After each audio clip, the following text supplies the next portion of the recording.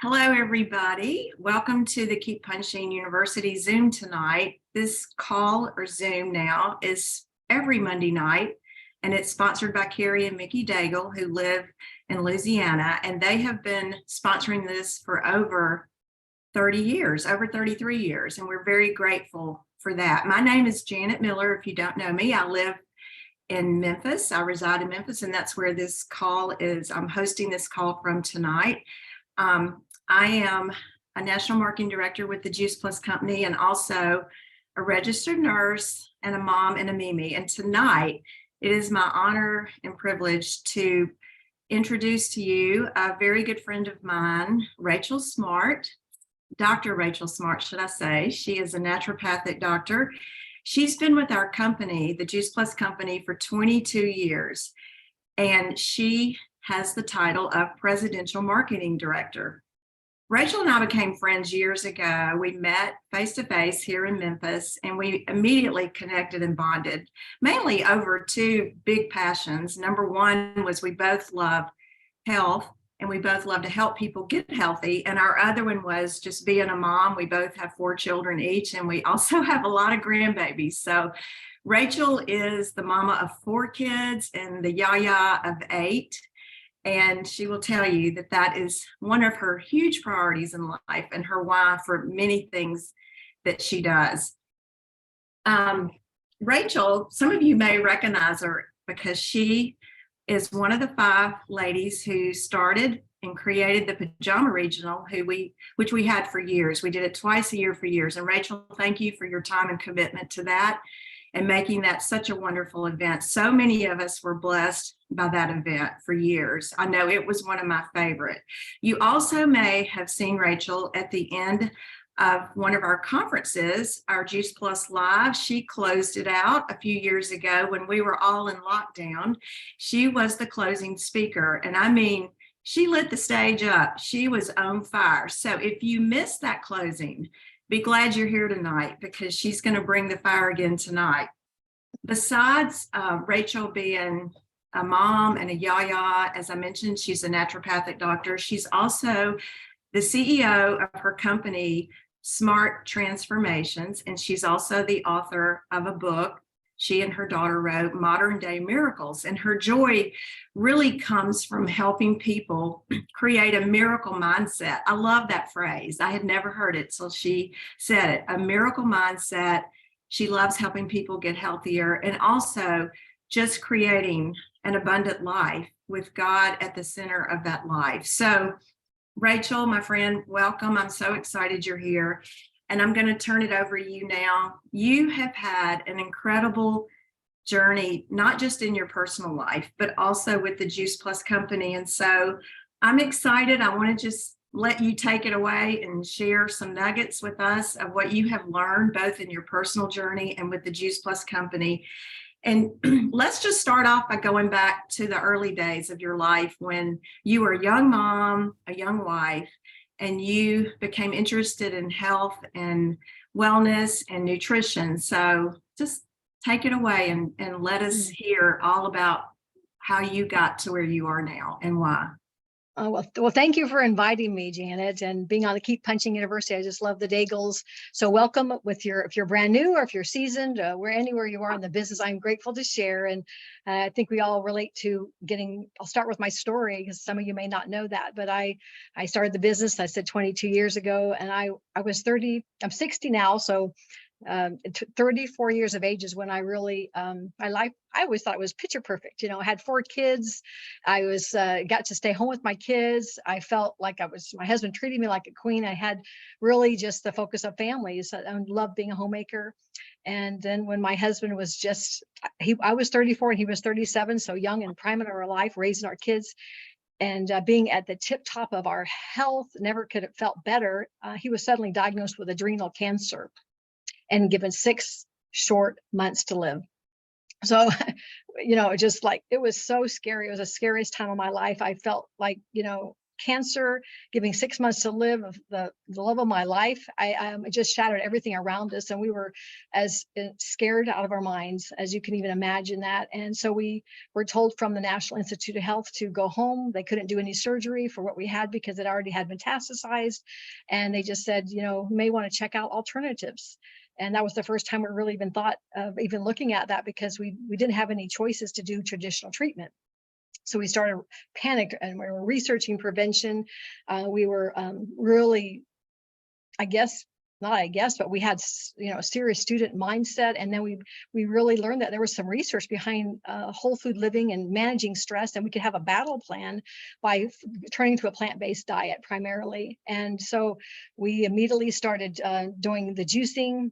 We did other things like wheatgrass and colonic therapy, and we did a lot of things that were now more mainstream. But then in 1997, it was something very new. And that's when I met a doctor, a naturopath. Well, he's a medical doctor and a naturopath, and from Oklahoma, and he became my mentor. We went out and he started helping us. I began to going to school to be a naturopathic doctor, helping my husband, and we just started really seeing some hope and doing all the things that we were being taught and what we were learning. And my husband got 8 extra healthy years with nearly optimal health. So 8 years is a long time when my youngest daughter was 1 year of age. And that's about 2 years into our journey, we learned about Juice Plus, and it was something that I was a healthy skeptic, I guess you'd say. I really understood the juicing concept, but I didn't think you could put fruit and vegetable in a capsule until I looked at the research. And then I was blown away, and it became the easy button for me to be able to have the armor suit for my husband, to be able to have a battle plan for him, an armor suit for our whole family, and was able to just see the food that gives the edge on life for my husband, and then seeing what it did for my health. And more than anything was peace of mind to protect us from the sneaky diseases we can't see or feel, because my husband had cancer. He didn't even know he had it. So it really made us think about cellular health, and we did see tremendous changes. I mean, I went from, you know, always want to take naps in the afternoon to not really needing any naps, being the first one to get up and the last one to go to bed. Seeing great changes in my kids, taming their taste buds, the digestion, and of course the anti-aging benefits are really a plus. So that's a nutshell of my journey with the health part. And after I lost my husband, and I became, you know, really thinking about myself and learning about food. And even though death is really hard, it's the hardest thing. The harder thing is, I guess, to let the dreams die. And I realized that maybe I had to rethink my life. And when I got into, you know, after he died, I had to think about me living. And I made a pledge to do whatever it took to help take care of my body, my families, and educate other people. So I began learning about the Juice Plus business and taking it. It was real more of a hobby for a couple of years, about 5 years in. And then I thought, you know, I can look at this as a hobby, or maybe could grow it to a little bit more than that. And so I started out by just having a passion to help people. And it was called the dopamine hit. How many of you, by raise of hands, you know, love to help people? And it became an escape route for my sadness too. I got to be able to enjoy serving others and turning that mirror around, so that I could find that happiness is really when you're learning and when you're giving and you're growing. And then I love the resources that provided by the community. There's nothing better, would you agree, than the Juice Plus community? So there's basically, I wanted to share all with you that in any layer of stages in this business, there's 3 stages for me in my business. And I'll just go in and tell you how I began the stages, and then some big key things that I learned as I journeyed through taking this from a little hobby to taking it to a more serious, and then how I reached the top position of the company in a higher level. So I started out with just offsetting my costs. That was my mindset, and just adding it to my family. And then 5 years in, I was a sales coordinator, kind of got there pretty quick as a sales coordinator. My husband passed away, and I didn't really see myself as a leader, but I was, you know, making about $1,500 a month, and I was happy with that. But then the hot button for me was the medical insurance packet that I didn't have when my husband passed away. So I thought, you know, I can either sit here and just waddle in my sorrow, or I can get to work And I really hid behind my husband a lot. I don't know if anybody can relate. He was a high professional. He worked with Adidas America sales, and just high energy, high passion for life. And I just like to hide behind him. So when he passed away, I had to really things surface for me. And I shared more in my conference address, and I'll give that to your team to kind of review what I shared at the main stage, because there's a lot more of my real flown out story for tonight. I could compress it a bit, but I realized that I needed to fill my own shoes, and I decided to go to a conference. And when I went to conference is where I saw a big vision. I saw I saw it more than just with my little vision of just making $1,500 or $2,000 a month. And I worked 2 years. I laser focused for 2 years, and I asked for help. I set some goals, and I focus on really visualizing people saying yes. I made a decision that I was turning this into a yes, not a maybe kind of a business. And in 2 years, I've made it to the top of the company. And I want to tell you that I began treating it like a real business, and it wasn't easy at all. I mean, can you imagine? I had 4 kids. My oldest was 18, my youngest was 9, 2 in between, and they're all dealing with the loss of their dad, and me never knowing anything about business. I was not ever an entrepreneur, but I bought drawers of books and books and books, and I read and read and read. But I had a burning passion to make a difference and to really learn how to a single parent, how to raise my kids and how to make sure that I could provide and to give them what they needed. So I was 5 years as a sales coordinator, and I stayed kind of, they call it stuck or whatever, just in that landing place of being there. And then I was a 20 club that I hovered 20 club for 13 years. And then about 2 years ago, I had a shift in my business. It was a lot that happened. And a lot of times it's alignments, the people you meet, and staying engaged, because you never know who that next person might be. But that shift happened over a period of 2 years. During COVID is when it happened for me. So we went into real serious work then. But tonight, I hope you appreciate that, and hope you can relate to some of the parts of that story for you to be able to know that if I can do it, you can totally do it. But there's 4 focus areas I want to focus on what I did, and I'll share all of it with you. The first is a mindset. The second is having good verbiage to connect with. The third is coachability. I asked for help. I asked for help, and I really took soft hammers and sometimes a little much. I needed to know what I need to do to change, and some of it's learning the hard way, and then being very consistent. So what I wanted to start talking about today, and all of you have heard some of these things from other leaders as well, but get focused on real work. I went to a cello practice on a Saturday, and I saw a little sign that says, "Quit wishing, start doing." And that's what I did, just get to work. And I changed the verbiage to make a difference for me with my mind was, who do you want to sell to versus, who do I love and care about? In our team, we have a little hashtag, who do you love campaign. So that sure gets you out of your mindset when you say, who do I got to sell to? Who am I going to talk to? But who do I love? Who do I care about? And instead of moving papers around, it's getting busy. And one way that I found that, I remember asking Jeff Roberti when I started my business, what could I do, or what are the biggest things you could do to really get a good business started? And he said something that I've incorporated in most of the time, and it's a Sunday pre-planning, where I plan out my week before the week begins, just like a painter would prime the house, and take a little while to get everything primed, but then the week flies by with you saving time. And I always try to incorporate at least minimum of two 2-hour blitzes during my week.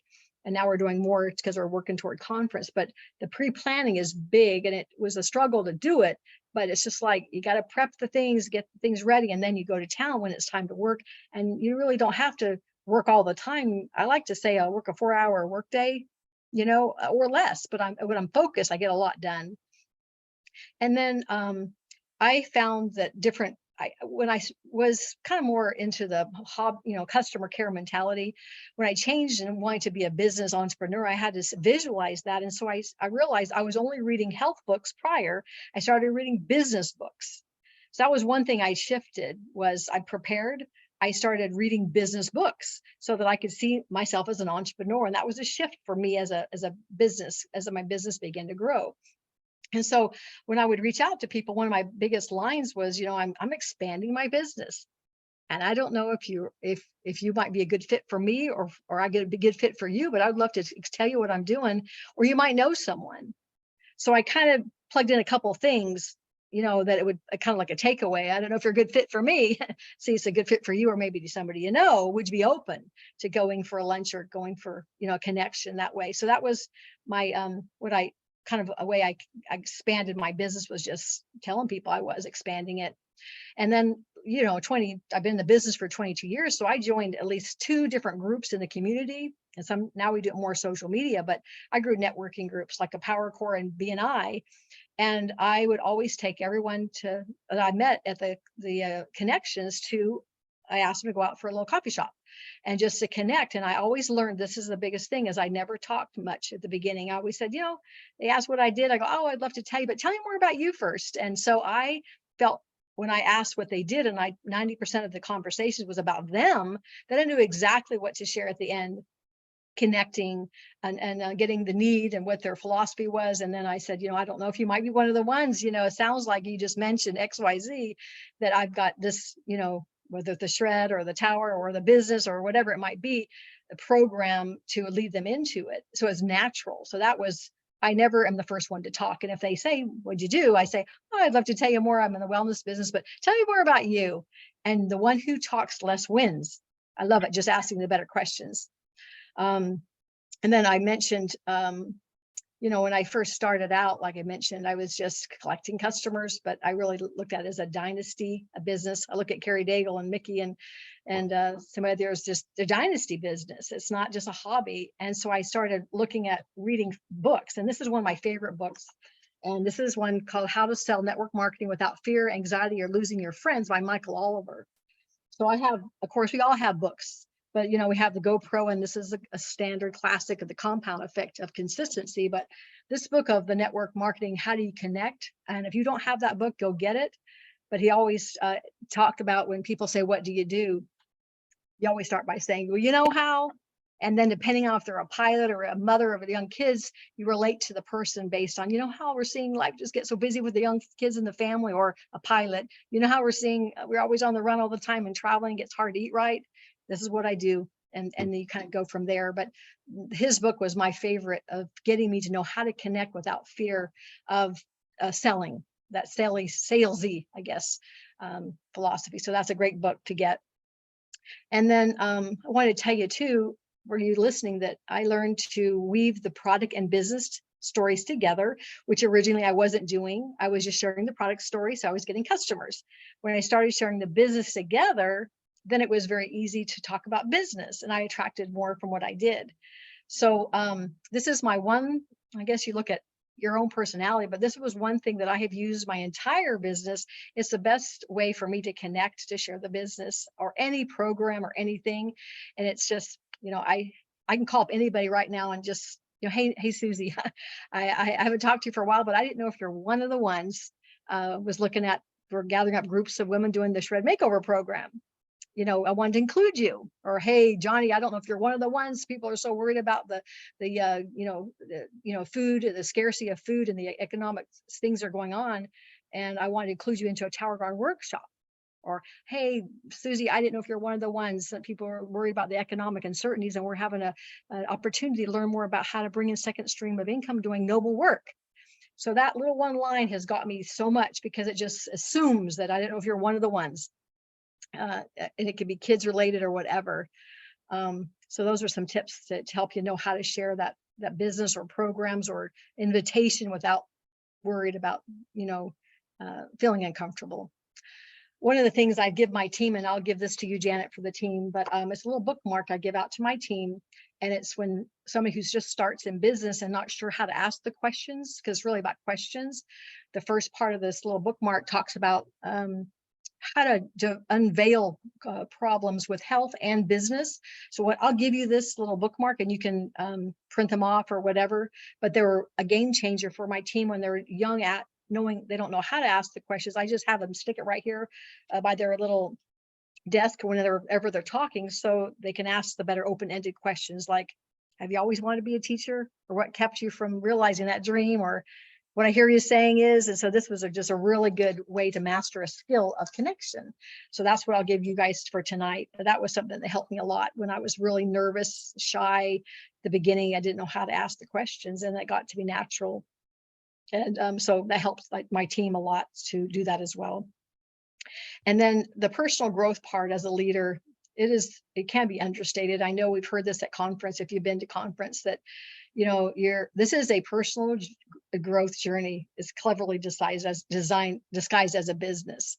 And you really have to have the right expectations of what this business is, because if you think you get in, you get a couple good things happening, and then things fall apart, that is the nature of this business. It's just, there's no straight road for the top. It's a lot of highs and lows, and you just kind of like the stock market. Hopefully it keeps going up, and the more you do it, the more you continue building it. But you're going to have ups and downs.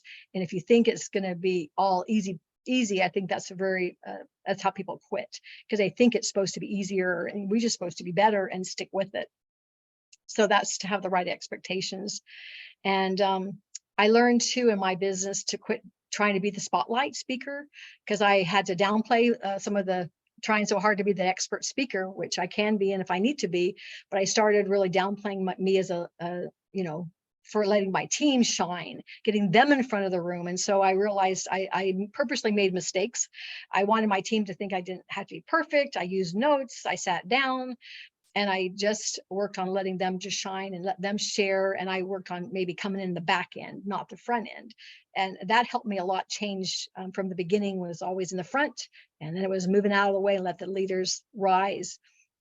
And one of the things too, I know I'm rambling a lot, but I just wanted to give you kind of things that help me.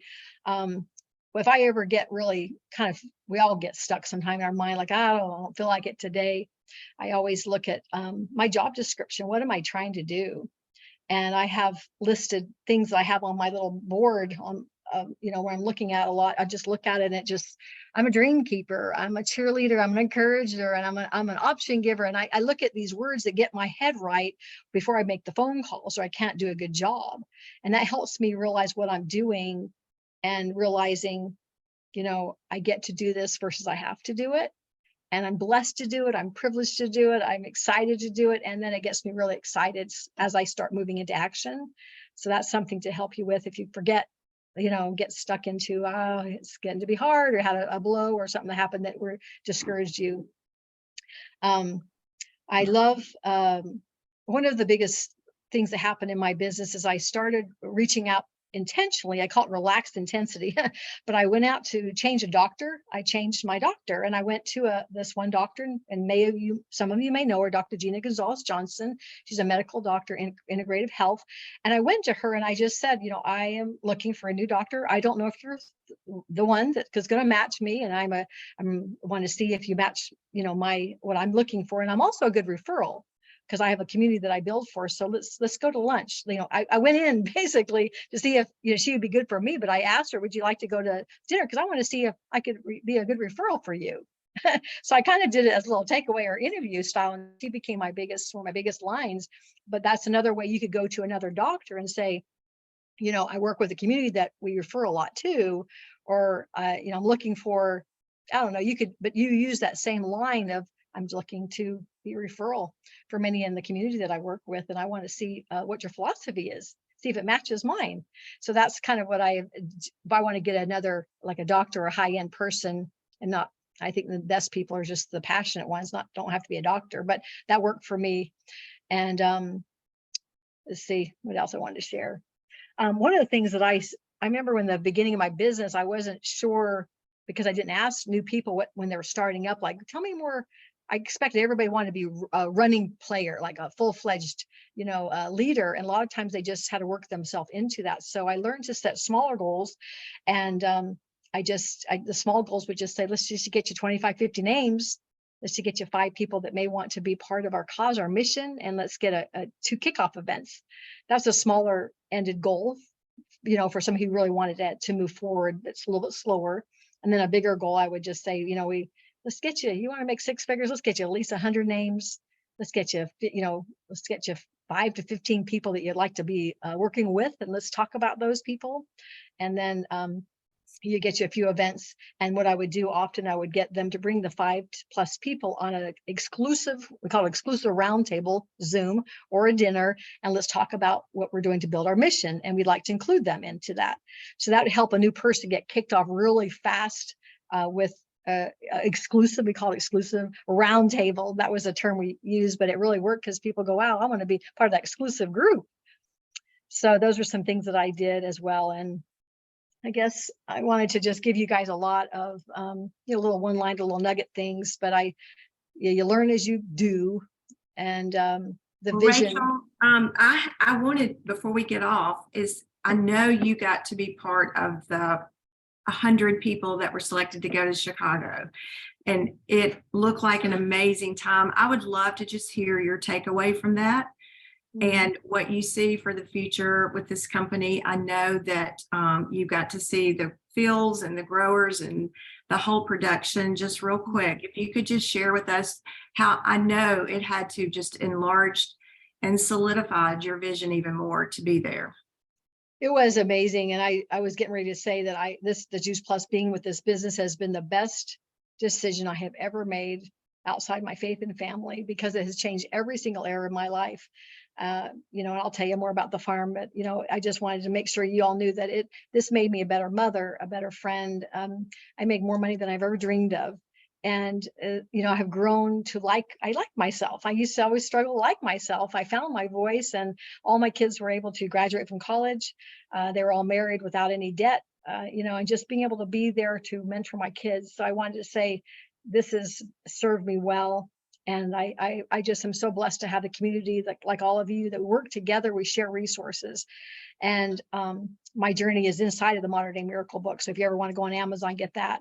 But what really solidified the real deal, and like you mentioned, I got to go to the Chicago to view one of the largest. We have hundreds of farmers, and they're all contracted, and these are family farms. I've always seen the videos, but to be there and to sit with the farmers for lunch. He sat at my table. They've been involved with these family businesses since 1860, I think. But to see one of the largest kale farms out there in Chicago, and we see the trucks lined up, and they all harvest different produce, different weeks and seasons. But this one day we were there, they gather up all the kale, and we saw the trucks take it over to the bin. They wash it, this certain process of washing all the debris out, or if there's any debris or anything that needs to be there, this process of washing them several times, and then going through the different conveyor systems where they would pulverize it and do it in that slurry that about, crushing slurry. And in 15 seconds, it was dried, dehydrated, and the powder was coming out. I was like, this is the real deal. And just to see the scrutiny from how they test our products, because other companies hire these farmers too, but they say the Juice Plus is the most scrutined, most tested powders out there, and most rigid. And so we also saw them do the pumpkin. They had pumpkins that come in, and they see them pulverize the holes, whole outside of the pumpkin, going through the whole system of getting that powder to be put in our shake mix. And we looked in the one of the things that was so impressive for me was I looked in the one of the most cleanest place that you could lick off the floor with, but they had in the hallway 8 o'clock. The powders from the pumpkin would be like checking at 8 o'clock, 9 o'clock, 10 o'clock, 11 o'clock, every hour.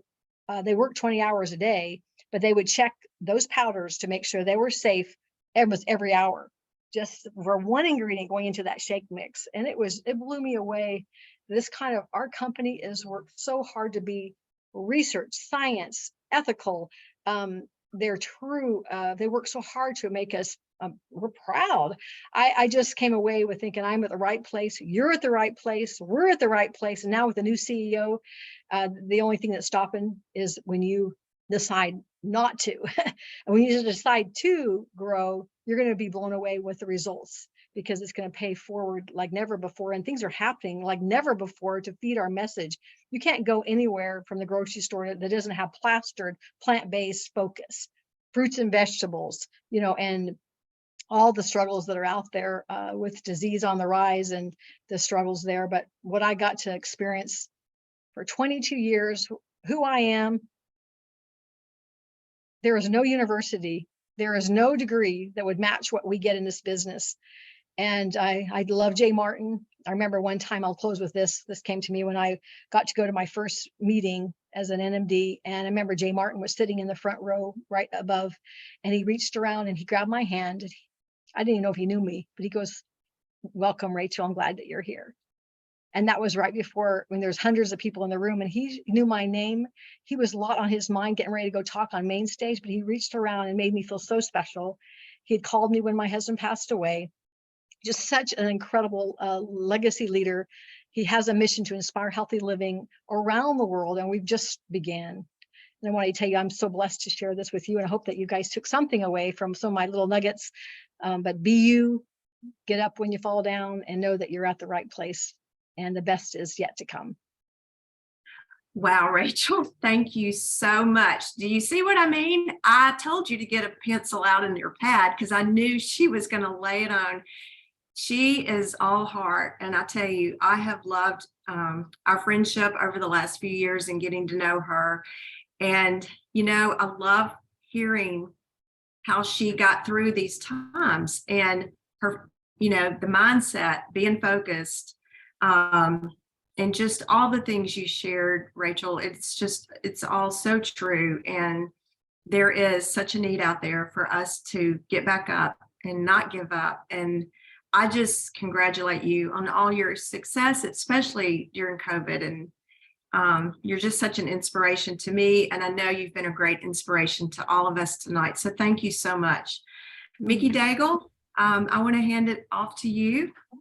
Thank you so much, Rachel. Well, thank you, Janet, for having Rachel on. But Rachel, you know, your story is so inspiring, as Janet said. So I know that you really touched the hearts of many out there tonight. However, we do have a request. I think it's still coming in. The Michael Oliver networking book. Pick it up again, please, so that they can get the title and all. And I hope this is going to help you guys out. Yeah, and I take it to Staples and I bind them because then I can write in there and kind of, you know, I tab them and, you know, mark them up. But it's just one of the best ones because it's just how do you talk? How do you listen? That was so good. And then, of course, I love this book because it gets back to the basics. I'll keep going. And once in a while I review this book. I mean, this is the skill book of the GoPro, but these are my 3 basics because they're like the Bible. You go back and back and back and get more and more out of them. But that Michael Oliver was my very favorite one. And anything else? I had a lady, I done a call for a lot of other groups, and Arleta Winston, Dr. Winston, she took some notes on when I talked, and she just gave me a little handout. I'll give this over to you on email, but it was all my little one-liners that I used. And I'll give that to you guys. So I have those that you could just kind of look at them and pull out maybe 2 or 3 that you like and use some of those. But I hope that I inspired you more than anything, that I didn't have any skill at all. And I just said, I just want it. And I wanted to help people. And it was definitely worth the getting in the ditches and falling flat on my faces, because I got up, and then joy came from knowing that, you know, you can pick yourself back up. You can start all over. And I tell my kids, you're not a tree, you can move. So I like that. Love You got it, guys. You heard it from the lovely Dr. Rachel Smart tonight, and hosted by the lovely Janet Miller. So we're excited to have both of you on. We thank you so much for giving of yourself tonight, because it takes time, it takes patience. And of course, both of you had other things that you could have done tonight, but instead you were here with us. So next week, let me see, hold up. Next week we have Anita Coward, an NMD in South Carolina, former homeschool mom, and the manager of a large homeschool network. So when you say, I just don't have time, well, I'm sure she's going to share some quick ideas on how you can make time to make this a big part of your business. So look forward to seeing you next Monday night. And again, thank you, ladies, so much for being on here with us. Okay. Good night, everyone. Carrie, do you want to take it off recording and everyone can say thank you to Rachel?